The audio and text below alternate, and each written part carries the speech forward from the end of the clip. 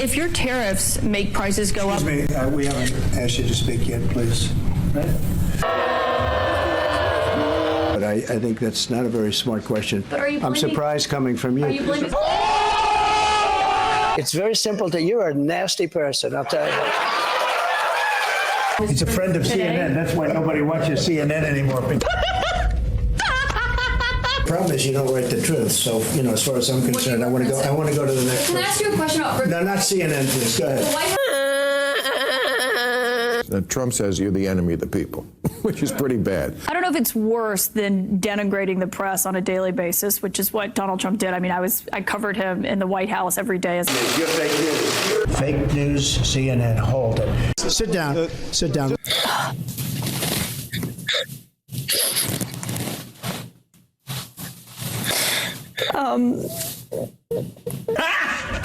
Got him!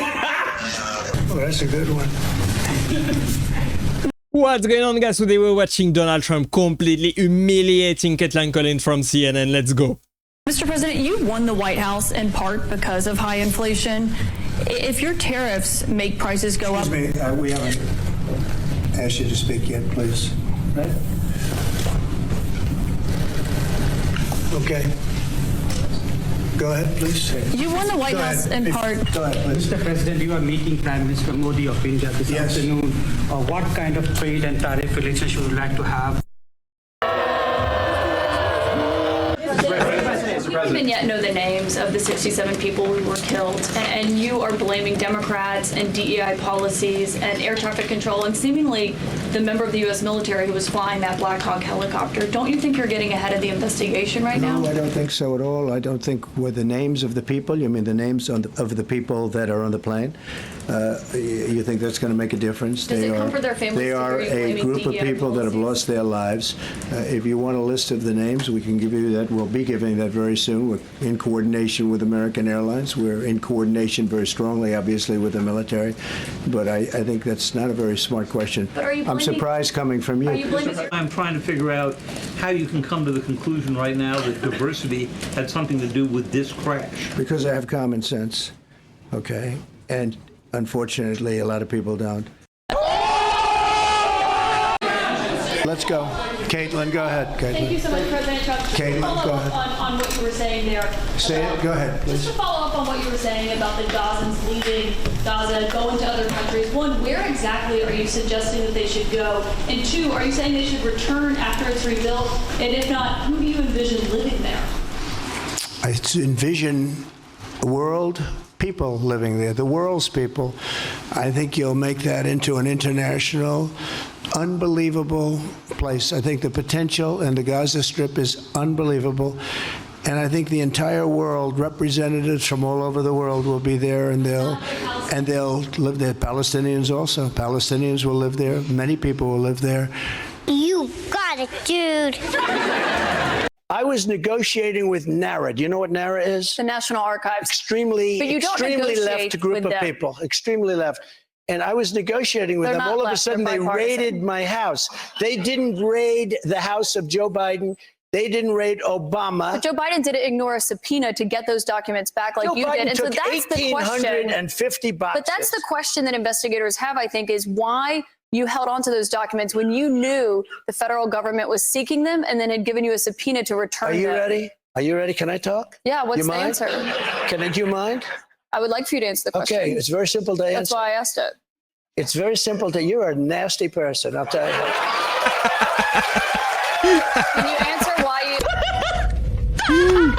That was beautiful. Organization. Can you give us a chance? Your organization You are attacking our category. You are fake news, Sir. Go ahead. Can you stay? The problem is you don't write the truth. So as far as I'm concerned, I want to go to the next. Can I ask you a question about... No, not CNN, please. Go ahead. The White House has not responded to these allegations. I told you. CNN is fake news. No. John Roberts, go ahead. CNN's fake news. I don't take questions. I don't take questions from CNN. CNN is fake news. I don't take questions from CNN. John Roberts of Fox. Let's go to a real network. John, let's go. Well, we're a real network too, sir. Thank you, Mr. President. It doesn't bother me at all, but I like real news, not fake news. You're fake news. Have so many deaths. Hold it. The U.S. has so many deaths compared to so many countries around the world. Fake news, CNN. Hold it. Sit down. Sit down. Just because of the attack of fake news and attacking our network, I just want to ask you, sir. I'm changing it from fake news, though. Doesn't that undermine? Very fake news. I know, but aren't you?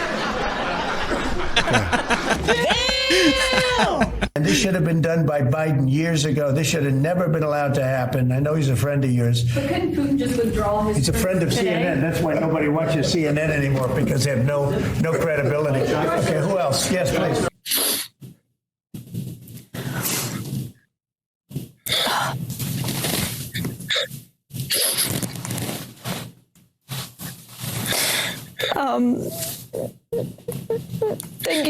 Thank you for doing so.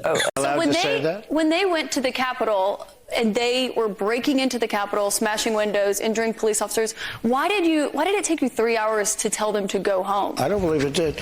Oh, let me pull it out. I have to pull it out.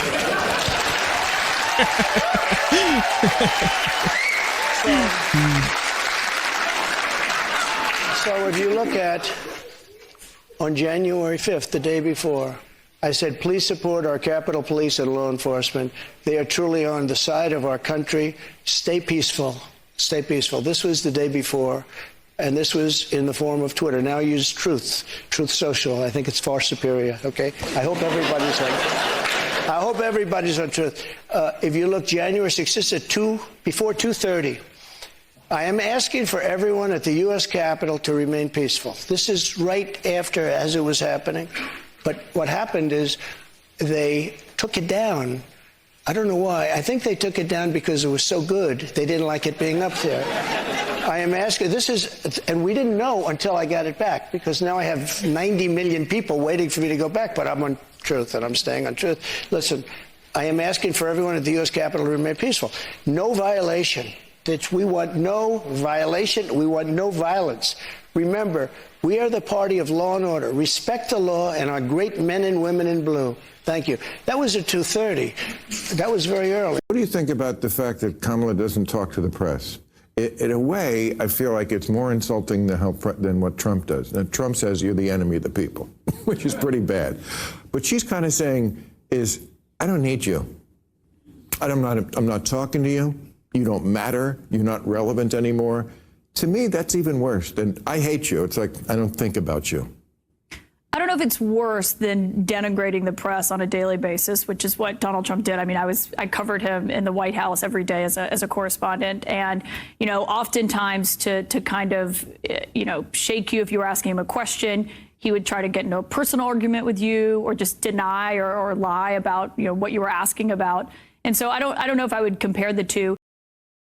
That was absolutely beautiful how Donald Trump handled all of these smug reporters from Fake News Network. Let me know if you enjoyed this video. I sure did enjoy this video. There were some good laugh here and there. I hope to see more of Kaitlan Collins and Donald Trump in the future so that we can laugh again a lot together. It was amazing and beautiful to watch. Thanks for watching. I hope you enjoyed it. I appreciate you being here as always and staying with me to the end. Click right there so that you can watch the next video, and I will see you there. Bye bye for now.